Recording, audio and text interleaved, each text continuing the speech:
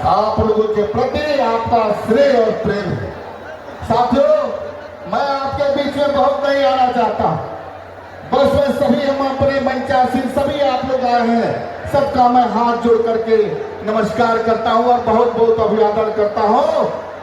और मैं आग्रह करता हूं आप लोगों से कि एक बार दोनों हाथ उठा करके हम अपने संस्थापक के बारे में नारा लगाएंगे, जिन्होंने इस पार्टी को जन्म दिया, और अभी हम अपने ताकतवर नेता के बारे में एक बार हम बोलेंगे। आओ आप लोग दोबारा बोलेंगे। श्रद्धेय रामविलास पासवान जी अमर रहे।